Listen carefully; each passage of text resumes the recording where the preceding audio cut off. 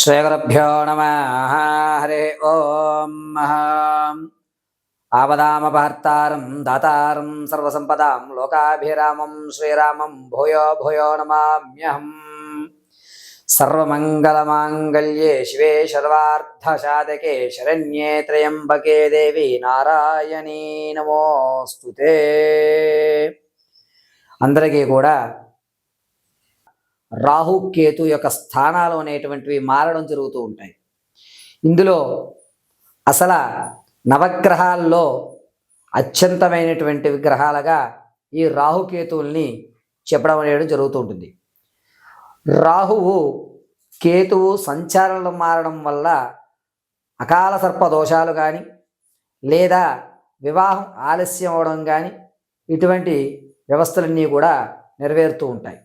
అయితే ఇక్కడ రాహు అనేటువంటి గ్రహము ఒక స్థానం నుంచి మారి కేతు వేరే స్థానానికి మారేటువంటి వ్యవస్థ మే 16 తర్వాత నుంచి కూడా జరుగుతూ ఉంటుంది.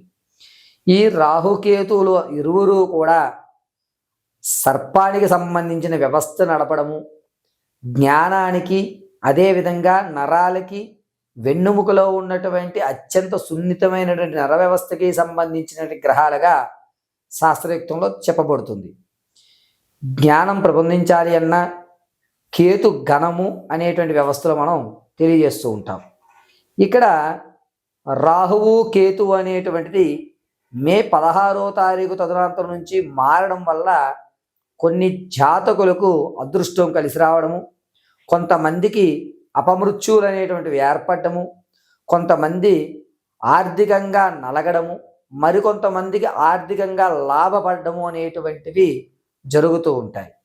అయితే ఏ రాశి వారికి ఏ విధమైనటువంటి ఫలితాలు మే 16 తర్వాత జరుగుతుంది అనేటువంటి విషయాన్ని క్షుప్తంగా వ్యవస్థాపరంగా శాస్త్రయుక్తంగా తెలియజేయడం అనేటువంటిది మీకు చేస్తూ ఉంటాను. ఇందులో నవగ్రహాల్లో మనం రాహువు కేతు అనేటువంటి 2 గ్రహాలు. ఇందులో రాహువు అనేటువంటిది నైరుతి భాగంలోను, కేతు వాయువ్య భాగంలోనూ ఉంటుంది.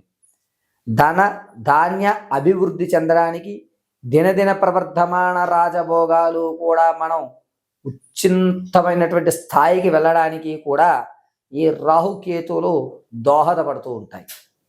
ఈ రాహుకేతువుల్లో రాహు యొక్క స్థానం కేతువుని అనుసరించుకుంటూ వెళ్ళడం అనేటువంటిది జరుగుతూ ఉంటుంది. కేతు గణము నవగ్రహాల్లో 9వ గ్రహంగా తన యొక్క సంచారణ మారుస్తూ జాతకంలో ఉన్నటువంటి విషయ పరిజ్ఞానాన్నింటినీ కూడా మార్పు చెందుతూ జరుగుతుంది.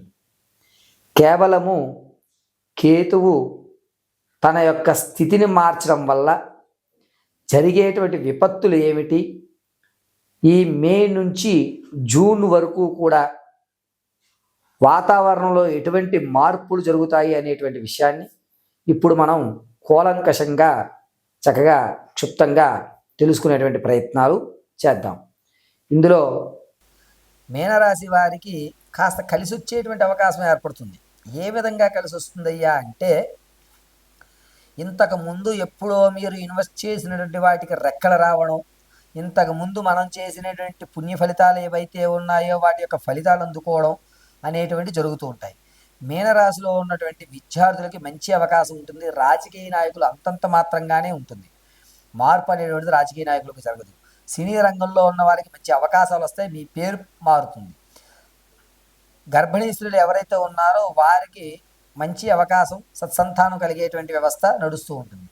ఇక ఈ యొక్క మీనరాశిలో ఉన్నటువంటి వారికి వచ్చేటువంటి జూలై తర్వాత నుంచి కూడా బయట విదేశాలకు వెళ్ళే అవకాశమే ఏర్పడుతుంది. మీరు కూడా కాస్త జాగ్రత్తగా ఆలోచించుకుని ఏ నిర్ణయం అయినా సరే తీసుకోవాలి. ఎందుకంటే ఇంతకు ముందు వేసిన ఆలోచనలు ఏవైతేనే అవి ఇప్పుడు ఉపయోగపడుతున్నాయి. ఇప్పుడు ఆలోచన ఏదైతే ఉందో అది ఆగస్టుకి మీకు ఉపయోగపడేటువంటి అవకాశం ఏర్పడుతుంది. కాబట్టి మీనరాశి వారు కుదిరితే ఏదన్నా తెల్లటి ఆవుకి టమాటా కానీ, ఎర్రగా ఉన్నటువంటి టమాటా కానీ, క్యారెట్ కానీ, లేదా బీట్రూట్ ముక్క చేసి కానీ వాటికి తినిపించండి. తెల్లటి ఆవుకి తినిపించడం వల్ల మీ యొక్క వ్యవస్థ ఏదైతే ఉందో దాన్ని మరొక స్థితికి మార్చేటువంటి అవకాశం ఏర్పడుతుంది.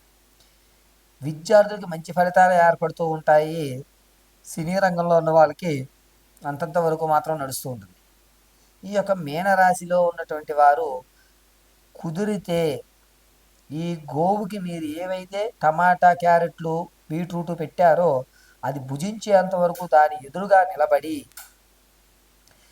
శ్రీ గురు దత్తాత్రేయాయ నమః, శ్రీ గురు దత్తాత్రేయాయ నమః అని 54 పర్యాయములు చెప్పుకొని ఆవు చుట్టూ ప్రదక్షిణ చేసి ఆ ధూళి తెచ్చుకుని నుదుటికి బొట్టుగా పెట్టుకోండి.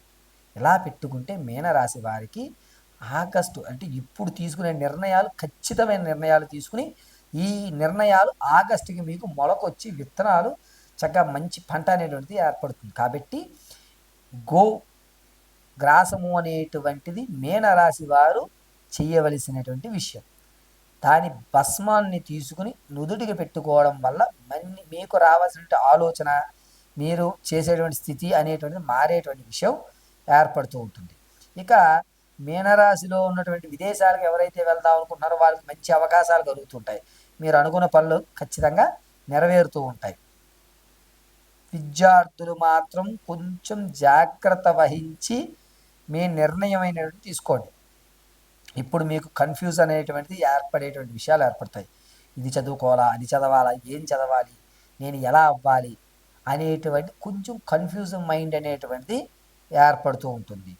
ఇక రాజకీయ నాయకుల దగ్గరికి వచ్చేసరికి మీకు అంతవరకు అలా నడుస్తుంది కాబట్టి మీరు ఎంత చేసినా సరే మీ శ్రమకు తగ్గ ఫలితం రాకపోగా వీడికి సరిపోతుందిలే అనేటువంటి విషయాన్ని ఏర్పడుతుంటుంది. కాబట్టి మీనరాశి వారు గోగ్రాసాన్ని ఏర్పాటు చేసుకోండి.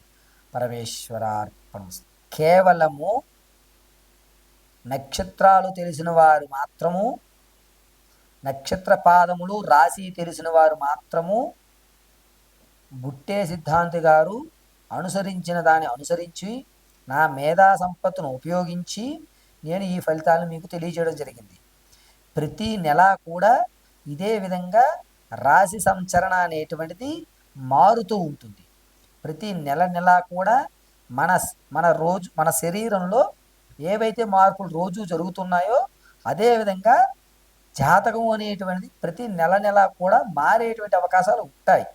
కావున ప్రతి ఒక్కరూ కూడా వారి వారి యొక్క రాశి పరిజ్ఞానాన్ని అనుసరించుకొని మీకేదన్నా సందేహాలు ఉంటే నా ఫోన్ నెంబర్కి మీరు సంప్రదిస్తే నేను దానికి సమాధానం అనేటువంటి చెప్పడం జరుగుతుంది. ఇది కేవలము మే 16 నుంచి జూన్ 16 వరకు మాత్రం ఇచ్చినటువంటి జాతక పర్యంతం మాత్రమే. పరమేశ్వర అర్పణమస్తు.